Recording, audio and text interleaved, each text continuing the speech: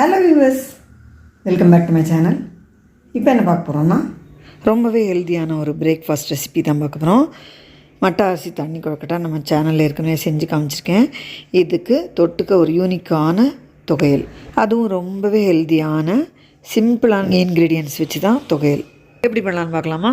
வாங்க வீடியோக்குள்ளே போகலாம். கேரளா மட்டை அரிசி புழுங்கரிசி 2 டம்ளர் அரிசியை 2-3 மணி நேரம் ஊற வச்சு தண்ணியெல்லாம் வடிச்சிட்டு வச்சுருக்கேன். இதை மிக்சியில் சேர்த்துக்கிறேன். கொஞ்சமாக தண்ணி விட்டு கரகரப்பான பேஸ்ட்டாக அரைச்சிட்டு வச்சுருக்கேன்.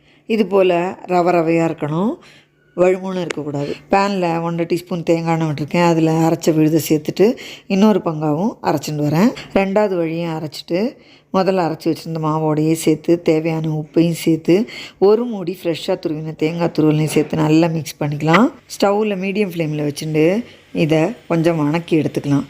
அதாவது இதில் உள்ள ஈரப்பசையெல்லாம் போய் கெட்டியான மாவாகும். பாருங்கள், இந்த மாதிரி ஆயாச்சு. இந்த மாதிரி மாவு வெந்து கிடைக்கிறதுக்கு 5 நிமிஷம் ஆச்சு. இப்போது வெந்த மாவு நல்லா சூடாரியாச்சு. இதை சின்ன சின்ன பிடி குழக்கட்டையாக உருட்டிக்கலாம்.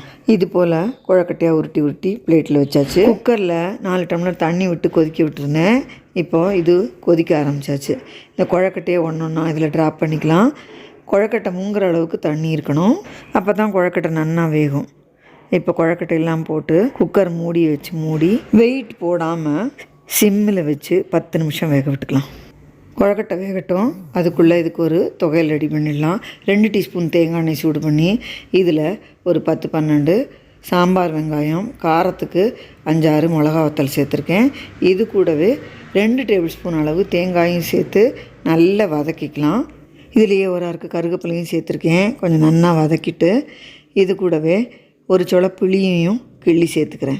புளியையும் சேர்த்து நல்லா கலந்து ஸ்டவ் ஆஃப் பண்ணிடலாம். இந்த சூட்லேயே புளி நல்லா அரைப்படும். இப்போது 4 அப்பளம் வச்சுட்டுருக்கேன். இதை ஸ்டவ்வில் சுட்டு எடுத்துக்கிறேன். சுட்ட அப்பளத்துக்கு பதிலாக பொரிச்ச அப்பளம் இருந்தால் அதை கூட யூஸ் பண்ணிக்கலாம். நான் இதுக்கு முன்னாடியே இதை பப்படம் பொரிச்சதை வச்சு செஞ்சு காமிச்சிருக்கேன் நம்ம சேனலில். இதுக்கு வெங்காயம் அப்பளம் எல்லாமே கணக்கு கிடையாது, உங்கள் இஷ்டம் போல் வச்சுக்கலாம். இப்போ குழக்கட்டை வெந்தாச்சு. முதக்கிறது தெரிகிறதா? இந்த மாதிரி வெந்தால் தான் முதக்கும். இப்போது குழக்கட்டை கொஞ்சம் கரைஞ்சி இந்த தண்ணியில் சேர்ந்துருக்கு. இந்த தண்ணியே ரொம்ப ரொம்ப ஜோராக இருக்கும். இப்போ தொகையலுக்கு வதக்கி வச்சுருந்தது சூடு ஆறியாச்சு. மிக்சியில் சேர்த்துக்கிறேன். இந்த மாதிரி சுட்ட அப்பளத்தையும் நொறுக்கி இது கூட சேர்த்துக்கிறேன். இதுக்கு தேவையான உப்பு சேர்த்துக்கிறேன். ஏற்கனவே அப்பளத்தில் உப்பு இருக்குது, அதனால் பார்த்து சேர்த்துக்கணும். இதை தண்ணி விடாமல் இந்த மாதிரி அரைச்சி எடுத்துன்னு வந்திருக்கேன். வெங்காயத்தில் இருக்கிற தண்ணி பசை, தேங்காயில் இருக்கிற தண்ணி பசை தான். கொஞ்சமாக தண்ணி விட்டும் அரைச்சிக்கலாம்.